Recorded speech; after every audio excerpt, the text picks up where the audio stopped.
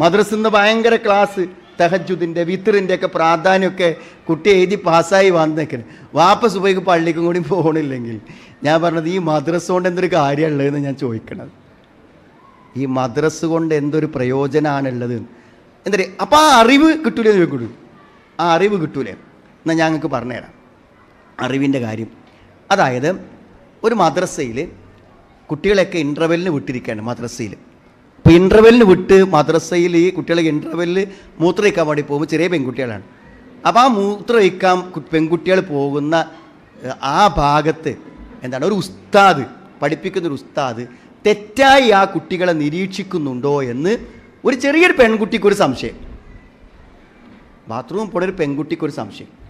അപ്പോൾ ആ പെൺകുട്ടി പോയിട്ട് വാപ്പനോട് പറഞ്ഞു, വാപ്പ നമ്മൾ ഒരു ഉസ്താദ് ശരിയില്ല കേട്ടോ. അതാ വാപ്പ എൻ്റെ ഹജ്ജ് മേറ്റാണ്, അയാൾ ഹജ്ജിന് പോകുമ്പോൾ എന്നോട് ഷെയർ ചെയ്ത കാര്യമാണ്. അതുകൊണ്ട് ഞാൻ പിന്നെ എൻ്റെ കുട്ടികളെ മദ്രസക്ക് പറഞ്ഞിട്ടില്ല. പിന്നെ ഒരിക്കലും ഞാൻ എൻ്റെ കുട്ടികളെ മദ്രസക്ക് പറഞ്ഞയച്ചിട്ടില്ല. അപ്പം ചോദിച്ചു, എന്താ നിങ്ങൾ മദ്രസക്ക് പറഞ്ഞയക്കാൻ കാരണം? ഇവർ ആ ഉസ്താദിനെ മാറ്റിയാൽ പോരെ അല്ലേ? പറഞ്ഞ് മദ്രസ് പറഞ്ഞയച്ചാൽ എന്താ സംഭവിക്കുക അറിയോ? ഈ ദീന് പഠിപ്പിക്കുന്ന ആൾ അതിനെതിരെ പ്രവർത്തിക്കുന്നത് കണ്ടാൽ ഈ ദീന് ഒരു കഥയില്ലാന്ന് എൻ്റെ കുട്ടിക്ക് മനസ്സിലാവും. ഈ ദീന് അറിഞ്ഞാൽ അതിലൊരു കഥയില്ല. പിന്നെ ഈ ദീന് അറിഞ്ഞാൽ അതാരും കൊണ്ടെടുക്കണില്ല. കൊണ്ടെടുക്കുന്നുണ്ടെങ്കിൽ ആരും കൊണ്ടെടുക്കണം? ഉസ്താദ് കൊണ്ടെടുക്കണ്ടേ. അതുകൊണ്ട് ദീന് കൊണ്ടെടുക്കണ ഒരാളും ഇവിടെ ഇല്ല. ഇത് രണ്ടുമാണ് എൻ്റെ കുട്ടി ഇനി മദ്രസ് പോയാൽ പഠിക്കുക. ഇനി മദ്രസ് പോയാൽ അക്കായതും അഖ്ലാഖും കർമ്മവും നല്ല പഠിക്കുക. അതുകൊണ്ട് ഞാൻ തീരുമാനിച്ച് ഇനി കുട്ടി മദ്രസ് പോകണ്ട. എന്താ ഞാൻ എൻ്റെ കുട്ടിക്ക് മദ്രസ് അല്ലാതെ കൊടുക്കാനുള്ള വഴികൾ ഞാൻ ആലോചിച്ചു.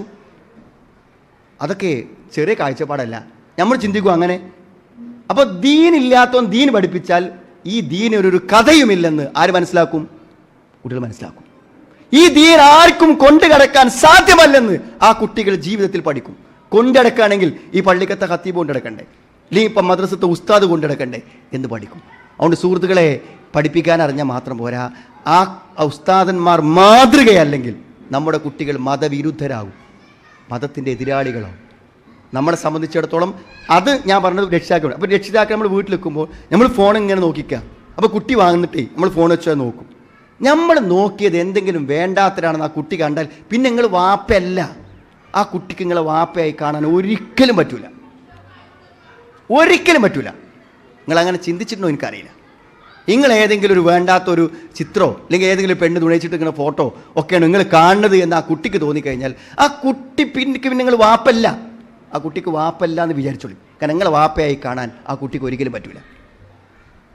ഏതെങ്കിലും ഒരു ഓട്ടോറിക്ഷ ഡ്രൈവറോ അല്ലെങ്കിൽ എവിടെന്നെങ്കിലും വരുന്ന ഒരു പണിക്കാരനോ ജോലിക്കാരനോ പത്രക്കാരനോ വീട്ടിലെപ്പോഴും വന്നുകൊണ്ടിരിക്കുന്ന ഏതെങ്കിലും ഒരാൾ ഉമ്മ എന്ത് ചെയ്യുന്നുണ്ട്, തെറ്റായ ചാറ്റിങ് നടത്തുന്നുണ്ട് എന്ന് തോന്നിക്കഴിഞ്ഞാൽ ആ പെൺകുട്ടിക്ക് ഉമ്മയായി കാണാൻ പറ്റൂല.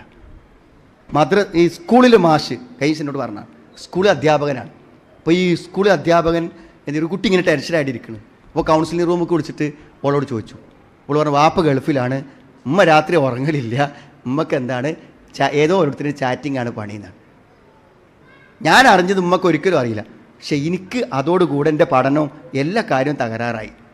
ഉമ്മനെ എങ്ങനെ മാറ്റുക എന്ന് പറഞ്ഞു. അപ്പോൾ മാഷ് അതിൻ്റെ പ്രശ്നമല്ല, അത് ഞാൻ പരിഹരിച്ചോളാം. അല്ല, ഉമ്മനോട് ഞാൻ പറഞ്ഞു നിങ്ങൾ പറയാൻ പാടില്ല. അപ്പോൾ അയാൾ എന്നെ വിളിച്ചു, എങ്ങനെയാണ് ഞാൻ ഈ ഉമ്മനോട് സംസാരിക്കുക? ഞാൻ പറഞ്ഞു കൊടുത്തു ഉമ്മനോട് സംസാരിക്കേണ്ട രൂപം. ഉമ്മനോട് സംസാരിച്ചപ്പോൾ ഉമ്മ അവസാനം പറഞ്ഞു, ഇതെങ്ങനെയെങ്കിലും ഒന്ന് നിർത്തണമെന്ന് ഞാൻ ആഗ്രഹിക്കുന്നുണ്ട്, പക്ഷേ എനിക്കത് നിർത്താൻ കഴിയാതെ വന്നതാണ്. ഏതായിരുന്നാലും ഈ കാരണം ഇത് നിർത്താനുള്ളൊരു കാരണമാണ്.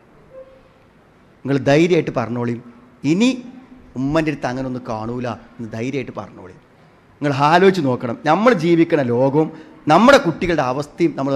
അതുകൊണ്ട് സുഹൃത്തുക്കളെ, നമ്മുടെ കുട്ടികൾ ഈ ദീനിനോട് മതിപ്പില്ലാത്തവരായി, ദീനിനോട് പ്രതിബദ്ധത ഇല്ലാത്തവരായി പോകാൻ കാരണം എന്താണെന്ന് വെച്ചാൽ നമ്മൾ ദീനിനോട് പ്രതിബദ്ധത അത് കാണിക്കാതെ നമ്മൾ എന്ത് പഠിപ്പിച്ചിട്ടും എത്ര പഠിപ്പിച്ചിട്ടും എത്ര വിവരം കൊടുത്തിട്ടും ഏത് ഹിഫ്ള് കോളേജിൽ കൊണ്ടാക്കിയിട്ടും ആ കുട്ടിക്ക് ദീനിനോടുള്ളൊരു മതിപ്പുണ്ടാക്കി തീർക്കാൻ പറ്റൂല.